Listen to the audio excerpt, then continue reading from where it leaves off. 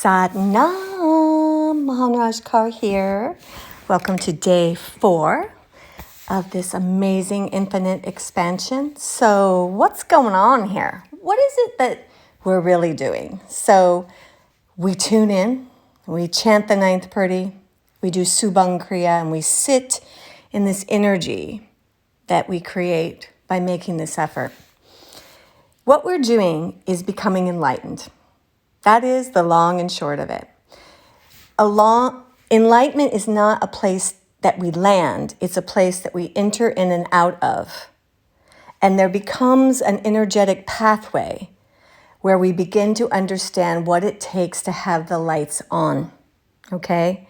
So when we were in the manes of the Japji, so the Japji is these sacred verses about how to enlighten, about what we're up against, and how to love ourselves and accept that, and then use it as the anvil, the hammer, the fire that will drill out our doubt and our fears so that we can stand in the greatness of who we are.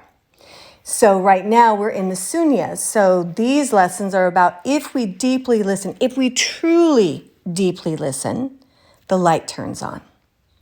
In this purdy, in the ninth purdy, it says, if we deeply listen, even the most foul-mouthed person speaks of God. And that includes me. Even when Marcia is full of fear and this is never going to happen, and oh my gosh, just under that, sunya. This mantra teaches me what's underneath that story, Marcia. What's underneath it? And every single time, it is God, and it is love, and it is light.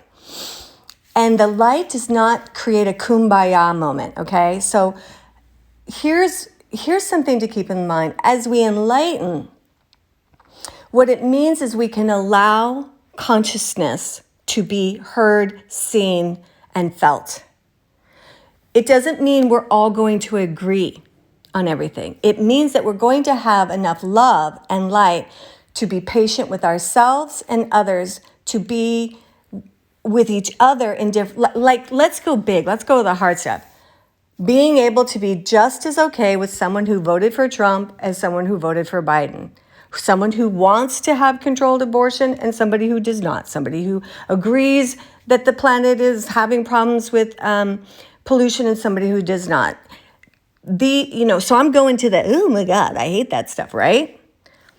What this in-game is that it's not that we will have different opinions, but we will be able to hear each other, learn from each other, allow, even if I think, oh my gosh, that is so wrong what you're thinking, I will do the work to heal my approach on that, so not make you wrong, but let you be different.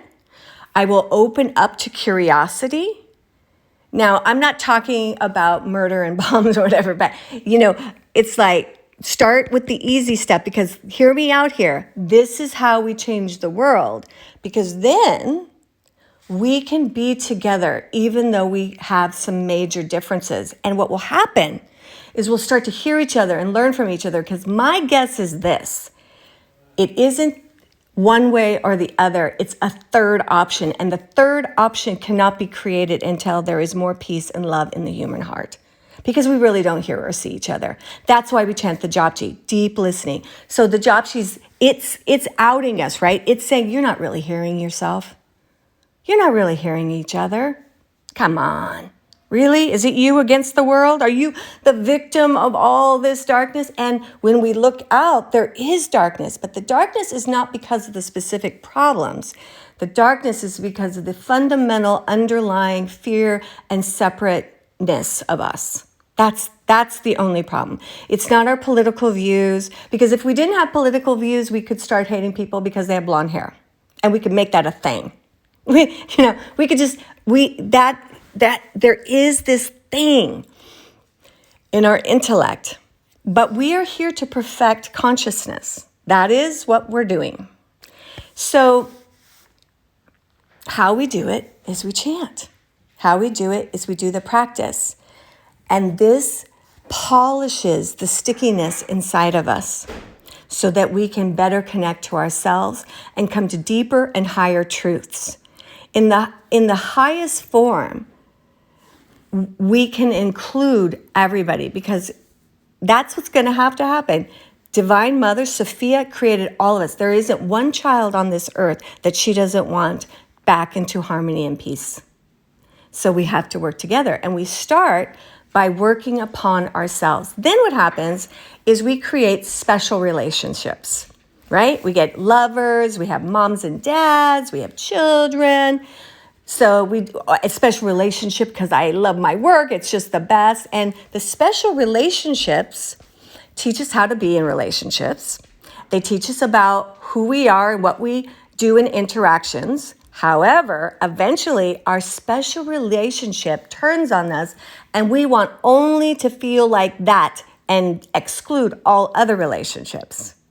Eventually that makes our special relationships too needy.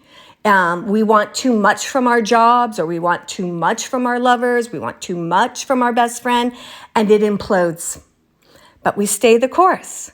That alerts us. The reason for special relationships is it alerts us to where we still need to heal.